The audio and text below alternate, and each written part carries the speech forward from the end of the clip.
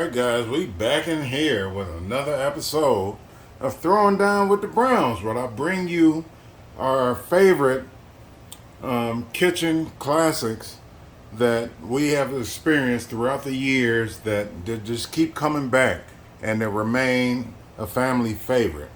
So here's one of the things that I grew up with. I'm about to bless you all with my mother's delicious dish.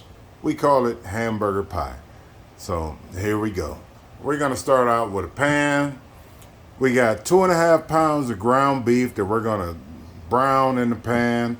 We're gonna add onions to it, and we're gonna continue the recipe right after that. I promise you guys, you're gonna love it.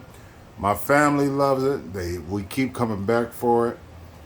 All right, guys, we're back. I crumbled up my ground beef into the pan. I haven't turned the heat on yet, but I just wanted you to see that onion next to it. I had a large onion, and this is maybe 3/4 of that large onion.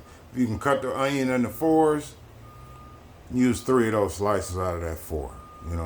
Dice it up real fine, and we're gonna add that to the beef while it cooks down. Then we're gonna drain it, and then we're gonna be off to the next process. But here we are. All right, guys, so at this point in our cooking, I've turned the ground beef a couple of times. It's starting to get a little bit of color, and that's when I add my onions, because you want the onions to continually cook when the beef continues to get done. So I'm going to add those in. We're going to cook throughout, and then we're going to drain all that extra juice out into a colander, and we can continue our recipe from there. Drain that off, ran hot water down the drain. Make sure nothing backs up the drain. I seasoned it. I put about a tablespoon of pink Himalayan salt. And then I put about a teaspoon of pepper in there, because before that there was no seasoning. It was just ground beef and onions. So we gotta season that up so it can taste like something, right? So once I drain all that fat off of there, got the onions, ground beef in a pan, seasoned it. It's real tasty right now. So it's ready. It's ready for the next step. It's ready for me to do something with it. It smells delicious. All right. All right, what are you doing there, sweetheart? Oh, we got a layer of cheese. We put the Bisquick mix on top. We mix cheese into the Bisquick. Okay.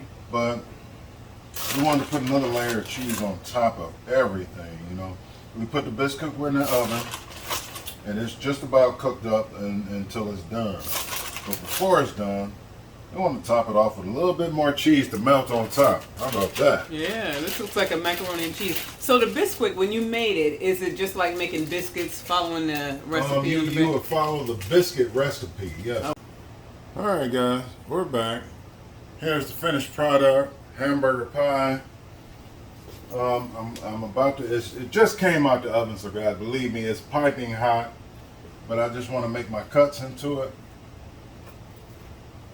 That looks delicious. It looks like a big cornbread. It looks like a big cake. Well, this is my favorite pie to date. I think of pies. But like we said, this is perfect for the holiday season coming up. Big birthday parties, any kind of party, it would be a great staple. And it's such an easy recipe. Like you said, you follow the Bisquick box for biscuits. Say that 3 times fast. And then you ground the beef. I'm sure you could do this recipe if you wanted to tweak the cheese or the beef, to turkey or to any other kind of cheese. You certainly could. And guys, you gotta forgive me on this one. Normally, the cheese that you see on top, I would normally put on top of the ground beef. I was doing too much. All right, so I missed putting cheese on top of the ground beef. I just went straight with the Bisquick. Now, mind you, there was cheese mixed into the Bisquick mixture also. So we're not really missing anything. It just didn't happen in the order that I exactly wanted it to. This recipe may be revisited. Yeah. to make it exactly how I wanted it to be, but And it could be tweaked, like you're you not, said. you're really honestly not missing out on flavor. Everything is there as it should be. Just the order may have been a little bit different. So it's still going to be delicious. We're going to let that guy cool right there. Like I said, it just came out of the oven, so it's going to be piping hot. Maybe here's what I will do. Let me grab a spatula. I just want to lift the piece out of there so you guys can see how great this recipe is going to be. Yeah, I think that's always a good idea. All right, so we're going in right here at the corner. The corners are my favorite. You got to get the sides a little bit, get them to come up from the pan. Look at that. Oh, it looks delicious. And Oh, wait, that a right little there. lower. Let's see. Yeah, right there. That's perfect. Yeah, you're quite tall, so the camera, I was manning it. I don't and know I'm if too you short. guys can see That's the steam perfect, coming yeah. off of this, but everything is cooked. It's Yeah. cooked to perfection on the inside. The Bisquick is totally done. This is Yeah. going to be a good thing. We're going to taste this in a couple of minutes. Yes. We got to let it cool. It's going to burn a tongue Yeah. right now. But this is another one, guys. We'll be back. We got plenty more dishes to show you. I love cooking. I have a passion for it. Just not in the restaurant anymore, guys. You got to understand, 24 years does something to you. But I still love doing it right here at the house. Yes. All right, so We as love long eating. as we can do that, we're going to be back with another episode of Throwing Down with the Brown. All right.